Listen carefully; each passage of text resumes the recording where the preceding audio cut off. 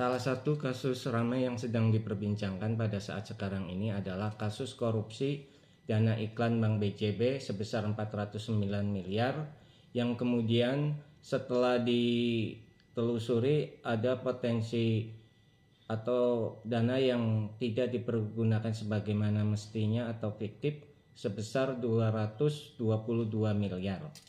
Korupsi merupakan salah satu kejahatan luar biasa, extraordinary crime.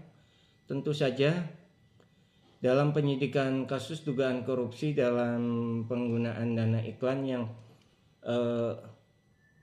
yang di Bank BJB ini dalam periode 2021 sampai 2023 terkait dengan penelusuran penggunaan uang-uang tersebut. Siapa saja yang menerimanya, kemudian digunakan untuk apa, apakah sudah dilakukan perubahan atas dana yang diperoleh itu atau seperti apa gitu. Anggaran sebesar 490 miliar ini tentulah bukan jumlah yang sedikit. Sebelum dipotong pajak dan setelah dipotong pajak adalah sekitar 300 miliar.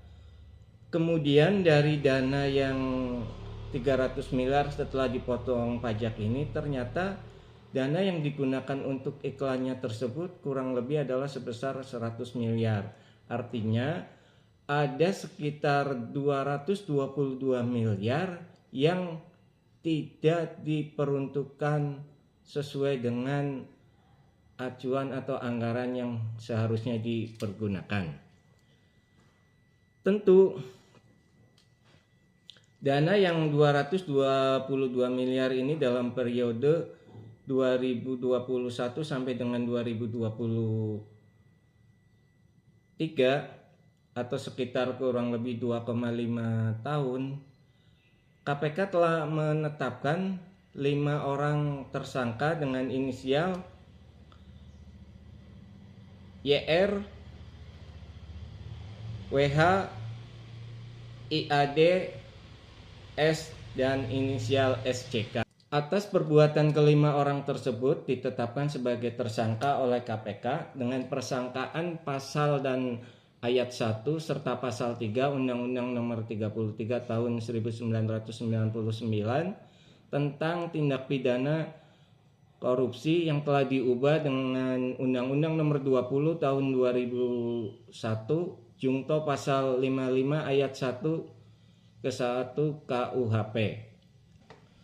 Penerapan pasal perampasan aset atau aset recovery dengan menggunakan Undang-Undang Tipikor pasal 18 ayat 1, selain pidana penjara serta denda, pelaku korupsi juga bisa dijatuhi dengan pidana tambahan berupa pembayaran uang pengganti sebesar kerugian negara yang ditimbulkan. Jika tidak dibayarkan dalam rentang waktu tertentu, harta pelaku dapat disita dan dilelang. Sayangnya,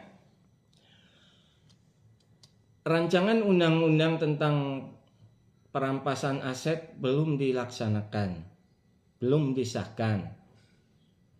Tetapi perlu didorong, perlu kita support. Jika diimplementasikan, aturan ini memungkinkan negara langsung menyita aset koruptor tanpa harus menunggu putusan hukum yang berkekuatan tetap atau inkrah. Terobosan hukum ini harus tetap disupport agar segera terrealisir. Karena kalau Undang-Undang perampasan aset ini kemudian disahkan oleh DPR, sekurang-kurangnya memberikan efek jerah barang siapa yang kemudian melakukan tindak pidana korupsi, kemudian harus mengganti sebesar nominal jumlah yang atau kerugian yang ditimbulkan, tentulah paling tidak sekurang-kurangnya orang akan berpikir untuk melakukan perbuatan tersebut. Penerapan pasal perampasan aset atau aset recovery menggunakan Undang-Undang Tipikor pasal 18 ayat 1, selain pidana penjara dan denda, pelaku korupsi juga bisa dijatuhi pidana tambahan berupa pembayaran uang pengganti sebesar kerugian negara. Jika tidak dibayarkan dalam waktu tertentu, harta pelaku dapat disita dan dilelang. Sayangnya, rancangan undang-undang tentang perampasan aset belum disahkan, tetapi perlu kita dorong, perlu kita support. Jika diimplementasikan, aturan ini memungkinkan negara langsung menyita aset koruptor tanpa harus menunggu putusan pidana berkekuatan hukum tetap atau inkrah. Terobosan hukum ini harusnya tetap disupport agar segera terrealisir.